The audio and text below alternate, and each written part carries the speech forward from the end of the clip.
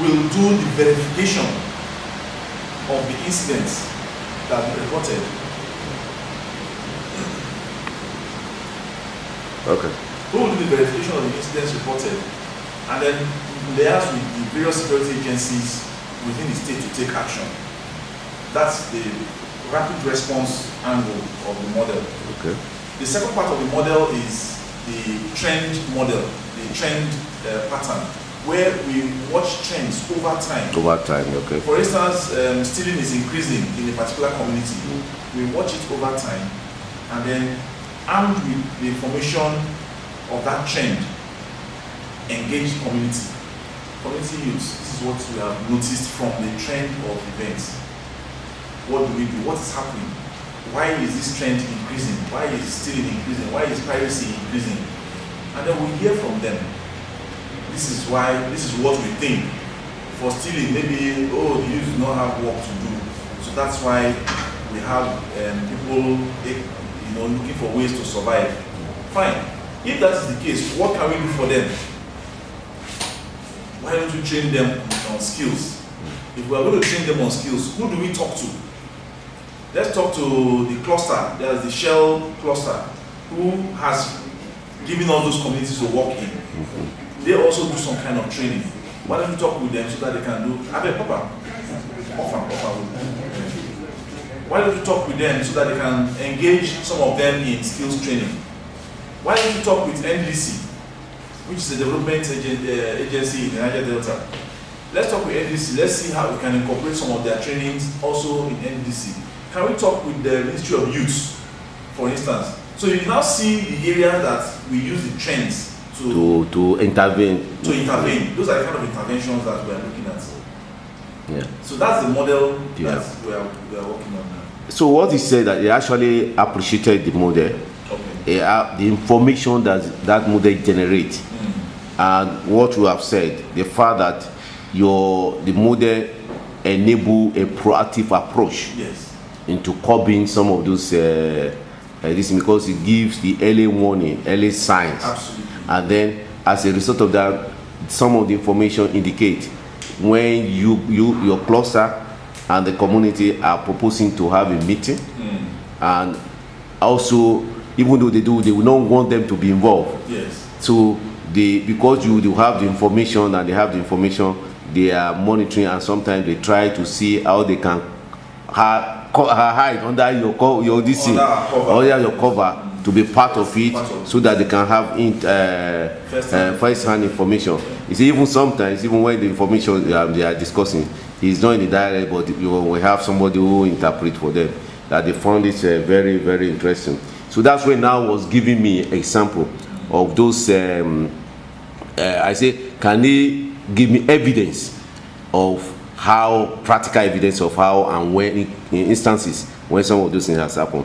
So that's when he begins to mention some of those things that he talks about, the issue about the soldiers, and then that the information that working with you has copied because it's used to be rampant before.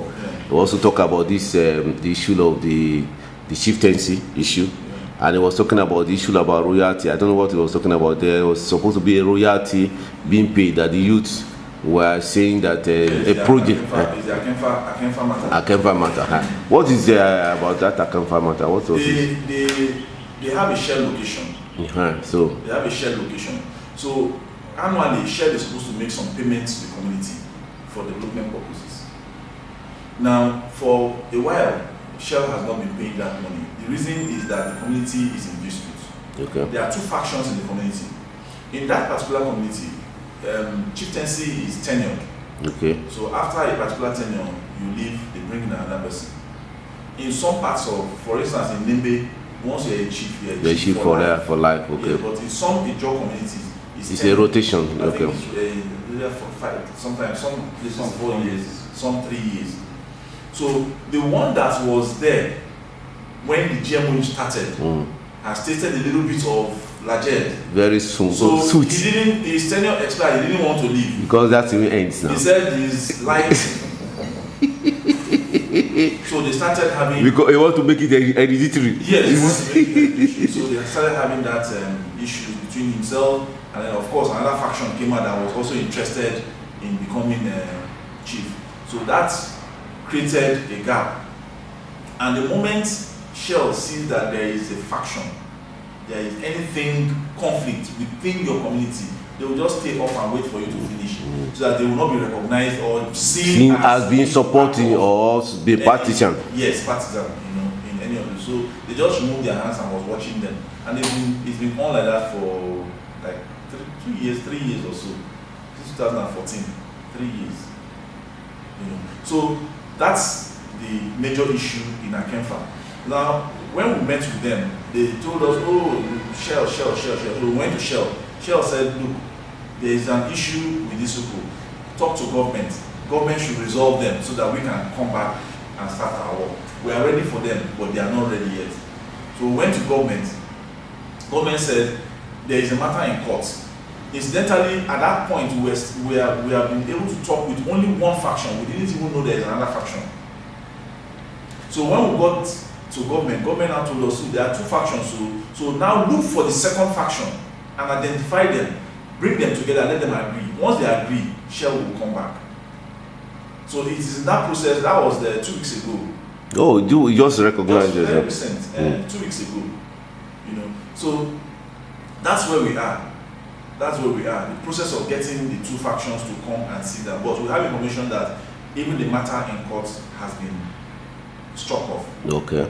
So there's a likelihood that they are beginning to realize their error and then come back to doing things together. But the key thing that happened, our intervention stopped their action against Shell. Against Shell, okay. That's major achievement, yes. Okay. I mean that's okay. Because they had planned to enter the streets and shut down Shell's production lines and all that. That's the plan that they had on ground. But we identified it, we went into the community, and then started this discussion with them, and we were able to avert that crisis.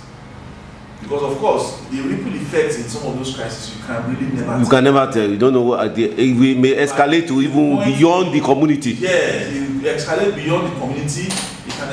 Anything could have happened. Yes. Police will go in, one drunk, trigger-happy man could pull a trigger, one person is dead, and then you see the chaos everywhere. So we were able to take care of that imminent crisis. Yeah, for me, I think those are the things that I find very, very interesting and working with you. The recent soldiers were killed. Recently, soldiers were killed at South the Tubene and Ekeni communities. No, the Tubene and Bilabri communities. We were the ones that sent information to them and even to the Estate Securities Office. There is that thing. There is an incident, because immediately the thing happened, they called us from the community. We have our people there that we have trained, so they passed that information steadily to us. So they were able to now reinforce.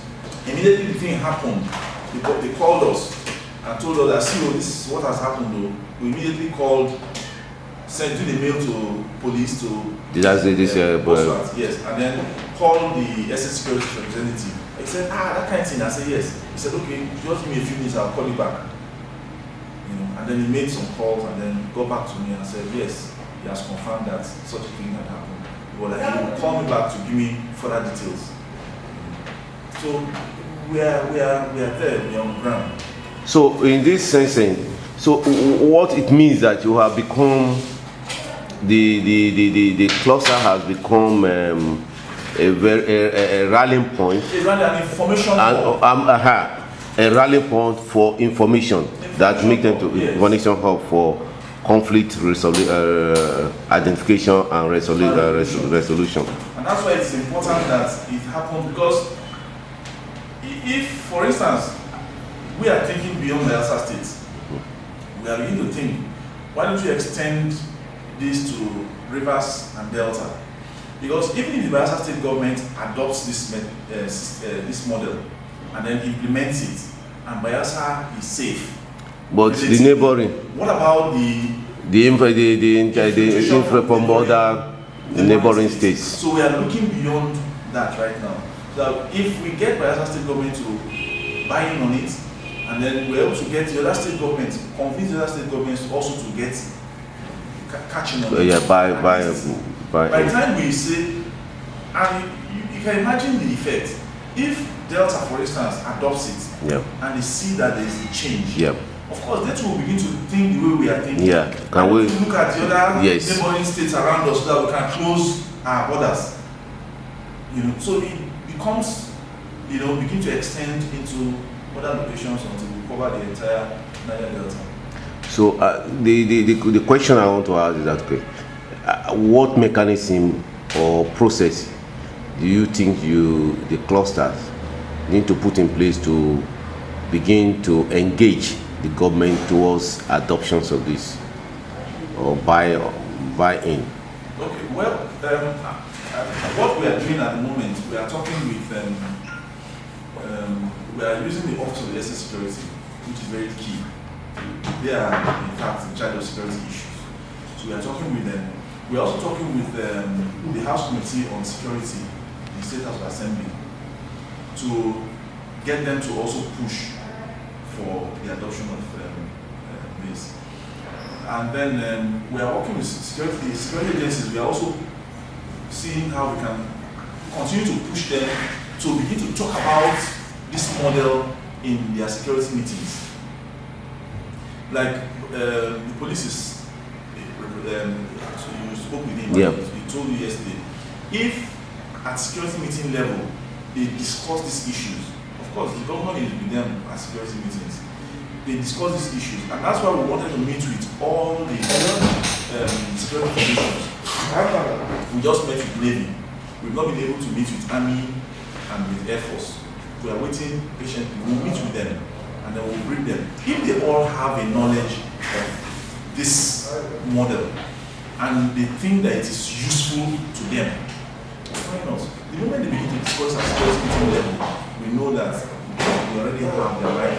And the moment they recommend this, if the security agencies themselves are recommending to government, and then the SS Security Office is also pushing for it, the same thing, the governor will not have a choice to adopt it. Now, on the part of, because from the experience you have, just like what we were discussing yesterday, this process requires more hands. Sure. And from the part of civil society. Sure. Now, so is there anything, any plan? What is your view or perceptions about how can other stakeholders, especially from the sector, civil society sector, be part of this? Have the same conviction that you have, and also have the level of commitment that is required for this kind of job. And then not just the commitment alone, the attitude and discipline that should follow this kind of an approach. There is an umbrella civil society organization, BANGOF, Bayelsa non-governmental organizations. Okay. We are working with BANGOF. BANGOF? Yes, that's what the Bayelsa non-governmental organizations forum. Okay. BANGOF. We are working with that forum. That forum has well over 70-something civil society organizations in it. Not all have peace and conflict as thematic focus. Yeah. So for the few of them that have conflict as thematic focus, we have been talking with them to get involved in this matter. But of course, most of these organizations are, quite a number of them are interested in what will come. What is in it for me? What is in it for me? And not what am I going to contribute? Exactly, not what am I going to contribute. So because of that, we've been a bit reluctant to really push for it. But we are working with BANGOF as an organization. For instance, the last stakeholder forum we held here downstairs 2 weeks ago, BANGOF was invited and they sent representatives to be part of that stakeholder forum. So at that level, we are talking with them gradually. But we know that we will need to do a bigger engagement with BANGOF, with all peace organizations within BANGOF, so that we see how we can also get them to be involved in this campaign because there is no way we can do it. Okay. Absolutely no way. On the part of sales project, so what is your own recommendation? What are the key learning you would like to share with them? That's number one. And two, what other thing you think they can do better to make the work more easier for you? The key learning here is that this project is a change in attitude kind of project. And so the kind of results we want to see, immediate results we want to see in 2 years, in 3 years, may not come the way they expect to see it. That's a major learning point that we have. That it's an attitude change thing. So it will take time for people to change their attitude towards some of these issues. 2 key things we want to achieve. We want to be able to get people to be involved, community members to be involved in mediation within their community. Before now, mediation activities are carried out by leadership of the communities. And where a particular leader has an interest in the matter, it's a problem. So we want to get community people themselves involved in mediating minor conflicts within their community. That's one thing we want to achieve. The second thing we want to achieve is for people to be able to volunteer life-threatening, peace-threatening activities within their community and report promptly. Now, reporting promptly means that they need to get some information out to somewhere. And those people will be able to take proactive action. Will be able to take action and then also protect their identity. The major fear that was expressed when we went for the survey was that people cannot volunteer information because they are afraid of reprisal attacks. Because when you report, people get to know, they take action, and then the people get to know that you were the person who reported. So that was how we were led to adopting the platform that we are using to send the message. The beauty of that platform is that once you send the information to the platform, as you download that information, the numbers are blurred out. So nobody knows where it comes from. The information is coming from. So that's the beauty of it. So people, for instance, the Okodia Zarama incident, when it came out in the tracker, no go yet, just a moment. It came out in the tracker. People reported the incident that it was coming, that imminent problem in Okodia. So it was captured in the tracker. So we went to meet with the Highness, the paramount ruler. The first meeting was with the paramount ruler. When we go there, he asked us, "Are you people from here?" We said, "No, none of us was from there." He said, "Okay, how did you know about this matter?" We now told him there's this information that we got from within the community. He said, "Which information? How did you see?" So we brought out a copy of the tracker and gave to him. He looked at it. There was no name mentioned. And of course, the tracker is such that it comes as an analysis of issues that have happened with graphs and all that in it. So we now explain to him how we gather our information. That we have people within the communities that are not identifiable, that they send information to a platform which collates these things. And he said, "Do you have that kind of network in this place?" We said, "Yes." So at that point, he now said, "Okay, since people are already talking about it, let me talk to you people." So we got talking. And I explained why he wanted to take the action he's taking and all that. So people now have confidence in sending those reports. It's not something that you say you go and announce to somebody in your house. It's a telephone. You just send text message. There's a format for the text message. You just send that text message and it goes to the platform. The platform records it. Once they download it, your number is out. You can't see your number. So it's that kind of, to build the confidence of, because people have lost confidence in the policing system, truly. That's what he even said. And that's why, and what he told me also that because of this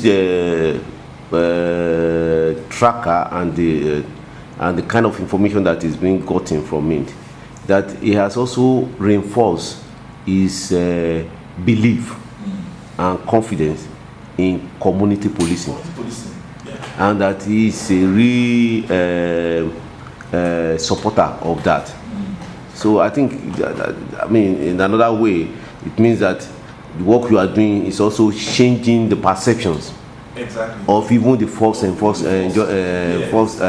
agency that are enforcing the law, and also get involved in that. So that's, I mean, for me, that's a good thing. Exactly. So that's the major learning that we need to be patient with this project to get the results that we are looking at. Okay. Because it's a change in attitude project. Yes. Okay. It's not a 100 meters dash.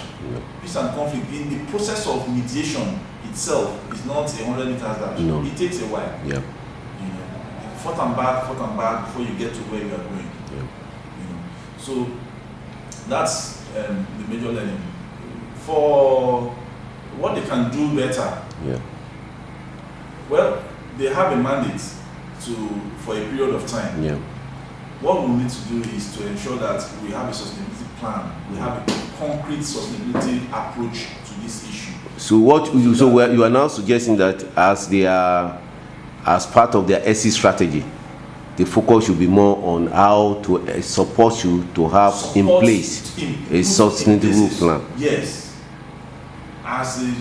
That's the strategy should be to ensure that if government has not adopted before their time for it, they should ensure that that is done through whatever means that they need to do it. They should ensure that that is done, because it's a major contributor to the peace existence of peace, and of course the effect is on livelihood even. Our target is development and inclusive economic growth. It clearly came out in Ekini. The economy of that small town was getting crippled by the activities of sea pirates. Yeah, these pirate people. Yes, the pirates issue.